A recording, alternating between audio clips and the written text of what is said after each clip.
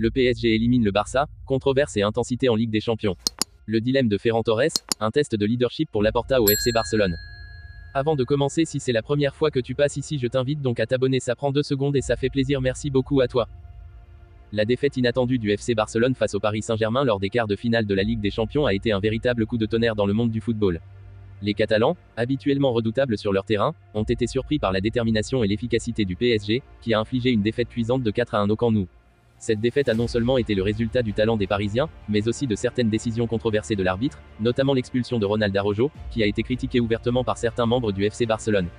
Parmi ces critiques, Ilkay Gundogan, milieu de terrain du FC Barcelone, a été particulièrement franc envers Araujo, soulignant que sa faute était évitable et aurait pu être évitée dans un match aussi crucial.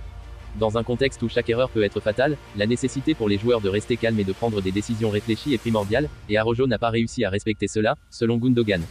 Malgré cette défaite décevante, le Paris Saint-Germain a su tirer parti de son avantage numérique pour renverser la situation et se qualifier pour les demi-finales de la compétition. Leur prochain défi contre le Borussia Dortmund s'annonce passionnant, avec les Parisiens favoris mais les Allemands déterminés à créer la surprise. En parallèle, l'autre demi-finale de la Ligue des Champions promet également d'être palpitante, avec des géants européens tels que Manchester City, le Real Madrid, le Bayern Munich et Arsenal en lice. Chaque équipe devra puiser dans ses ressources pour espérer atteindre la finale à Wembley, car le niveau de compétition est extrêmement élevé et la moindre erreur peut coûter cher. La route vers le prestigieux trophée de la Ligue des Champions est semée d'embûches, mais c'est cette intensité et cette compétition féroce qui rendent le tournoi si captivant pour les fans du monde entier. La finale s'annonce donc comme un véritable spectacle, où seuls les meilleurs auront l'honneur de soulever le trophée tant convoité.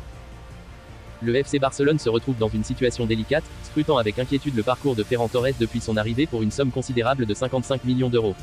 Ce transfert, initialement perçu comme un investissement dans le futur prometteur du club, s'est avéré être un défi majeur jusqu'à présent.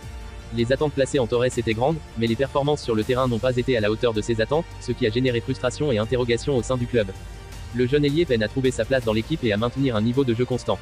Son manque de régularité affecte directement les performances collectives de l'équipe, créant des fissures dans la cohésion et la confiance de l'ensemble du groupe. À chaque match, son manque de détermination est évident, illustrant une confiance en chute libre et un manque de conviction dans ses actions sur le terrain. Cette situation soulève des questions sur sa capacité à répondre aux attentes élevées placées sur ses épaules et à justifier l'investissement financier important consenti par le club. Pour le président Joan Laporta, résoudre le dilemme Ferran Torres est un véritable casse-tête, combinant des défis financiers et sportifs complexes. Trouver une solution qui ne se traduise pas par une perte financière significative pour le club est essentiel, mais dans le contexte économique actuel, cela s'avère être une mission ardue. La valeur marchande de Torres a chuté, rendant peu probable la possibilité de récupérer une somme proche des 55 millions d'euros initialement investis. Laporta se retrouve donc face à une série d'options délicates. Il pourrait envisager de prêter Torres à un autre club dans l'espoir qu'il retrouve sa forme et sa confiance, tout en espérant qu'il puisse augmenter sa valeur marchande pendant cette période. Une autre option serait de travailler en étroite collaboration avec l'entraîneur et le staff pour aider Torres à surmonter ses difficultés et à retrouver son meilleur niveau sur le terrain. Cependant, cette approche nécessiterait du temps et des ressources considérables, sans garantie de succès à court terme.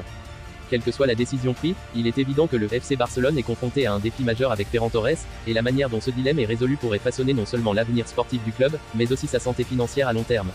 La pression est donc grande pour Laporta et son équipe de direction pour trouver la meilleure voie à suivre dans cette situation délicate.